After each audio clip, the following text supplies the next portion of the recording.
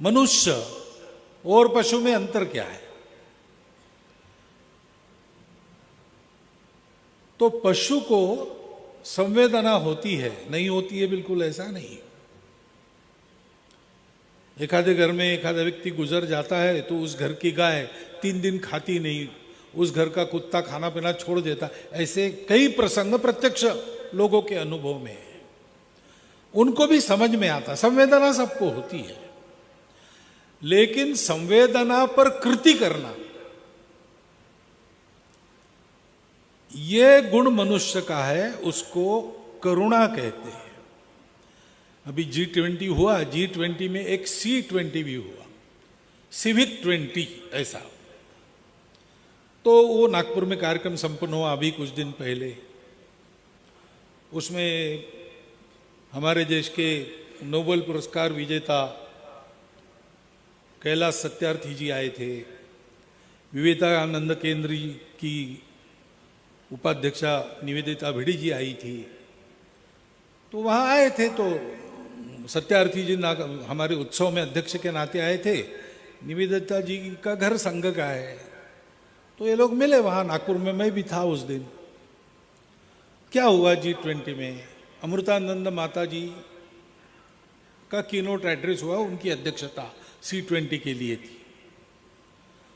तो उन्होंने और कैलाश जी ने ये विषय रखा वहाँ पे कि हम ग्लोबलाइजेशन की बात करते हैं तो हमको करुणा का भी ग्लोबलाइजेशन करना चाहिए, यानी संपूर्ण विश्व में करुणा ये कुछ करने का आधार होना चाहिए। अंतर्राष्ट्रीय संबंधों में भी करुणा ये आधार होना चाहिए। और उसको बताते समय तीनों ने ऐसा कहा कि केवल संवेदना से काम नहीं चलता, तो संवेदना के आधार पर कृति होनी चाहिए। अगर किसी का दुख मुझे दुख रहा है, उससे मैं दुखी होता हूं, अच्छी बात है, लेकिन केवल दुखी होने से काम नहीं चलता। उस दुख का इलाज करने के लिए हमको दौड़ना चाहिए। ये करुणा है, और इस करुणा को हमारे यहां धर्म के 4 पैरों में एक स्थान दिया है। सत्य के बाद करुणा का स्थान, सत्य, करुणा, शुचिता, उपेक्षा, ऐसे 4 पैर कहे जाते हैं। उसमें सत्य के बाद करुणा है, क्योंकि ये करुणा भी सत्य की तार्किक परिणति है, लॉजिकल कंक्लूजन है। क्योंकि सत्य क्या है, हम सब एक ही तत्व से अनुप्राणित है। अगर हम सब एक है अंदर से, तो मैं अकेला सुखी हूं, बाकी दुखी है, ये मुझसे देखा नहीं जाएगा। जैसे पीरामल जी ने कहा कि मुझे जो कुछ मिला है वो सबको देने के लिए मिला है।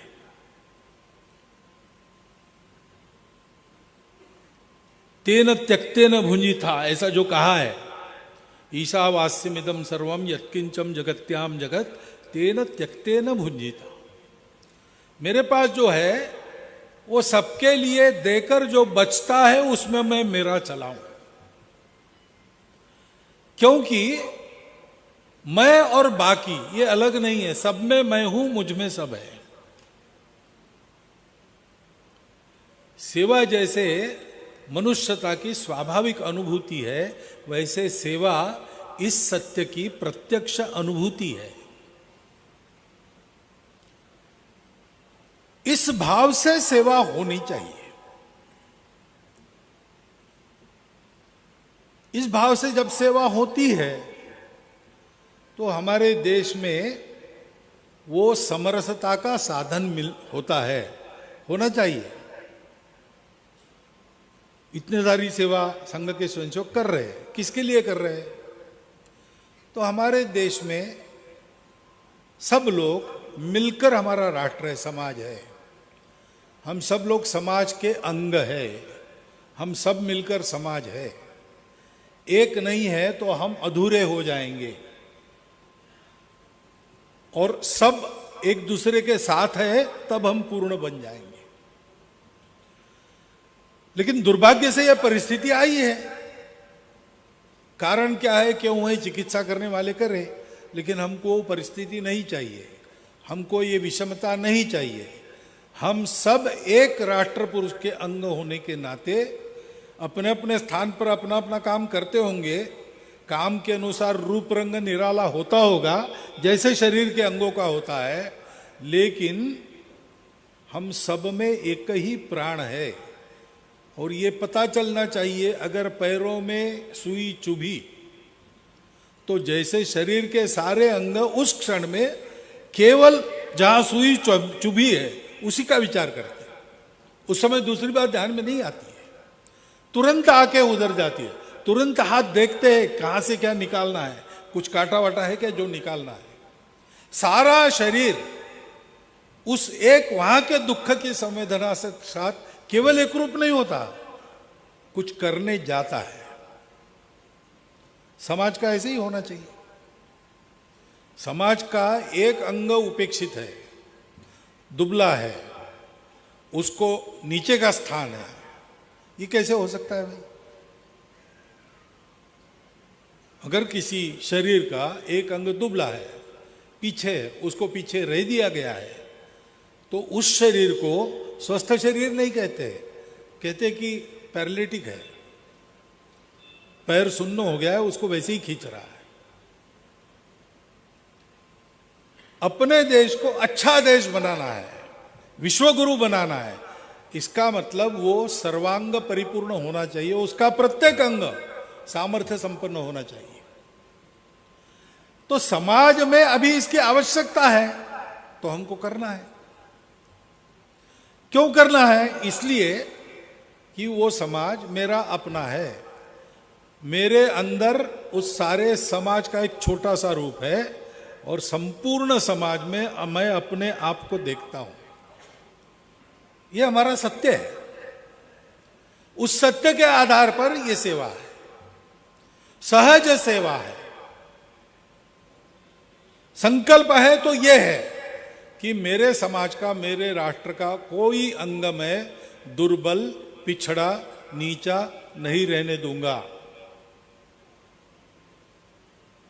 वो मेरे जैसा ही है। कार्य के बंटवारे में उसका मेरा कुछ अलग हो सकता है, लेकिन हम समान हैं।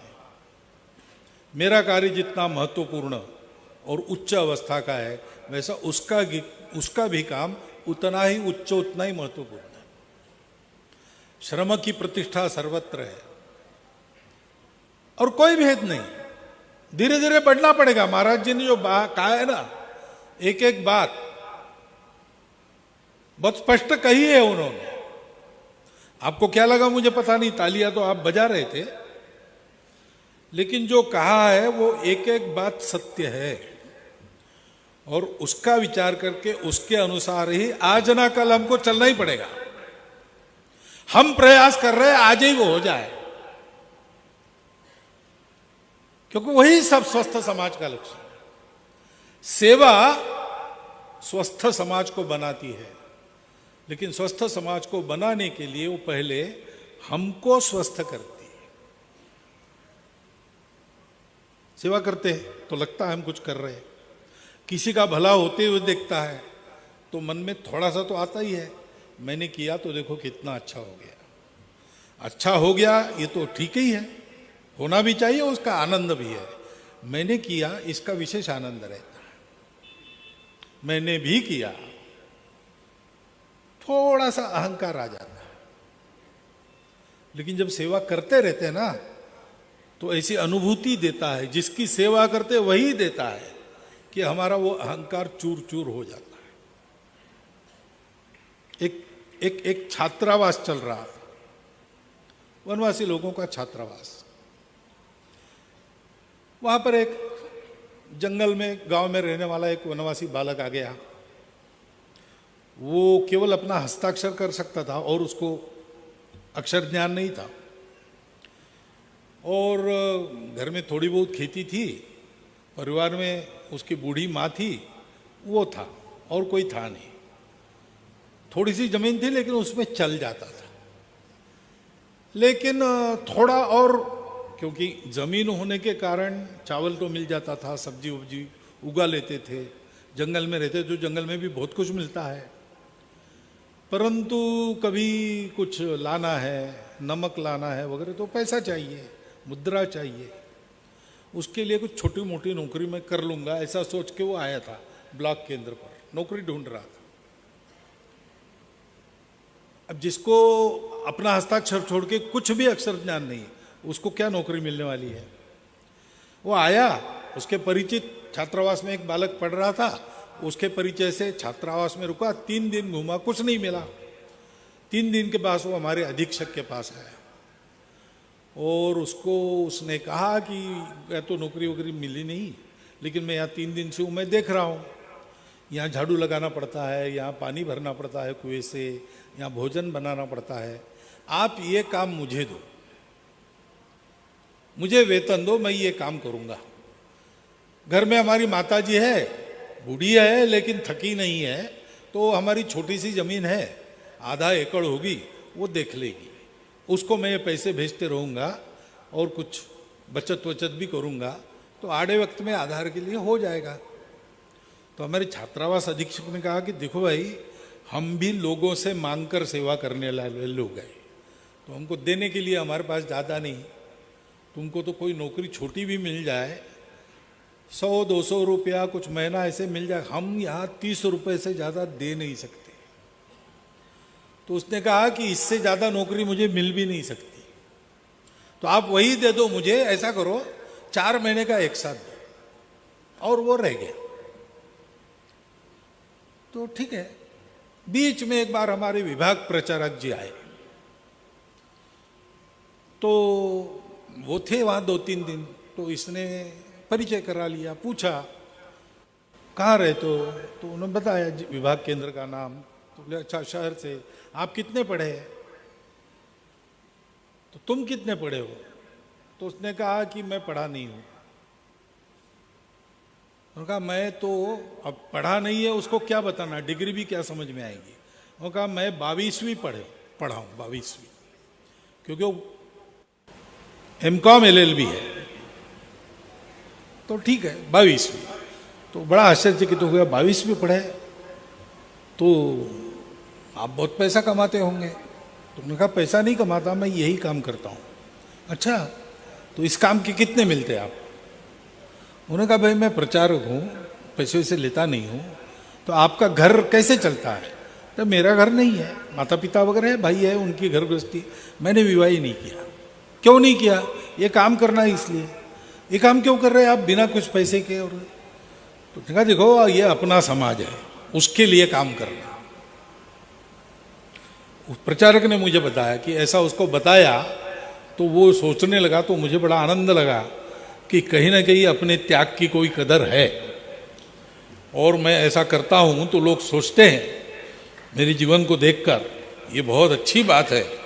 ये थोड़ा सा मन में आ गया उनके। दूसरे दिन ये बालक छात्रावास अधीक्षक के पास गया और उनको कहा कि वो मेरा पैसा जो है, तो कहा देखो 2 महीने हुए, 60 रुपये अब तुम ले लो।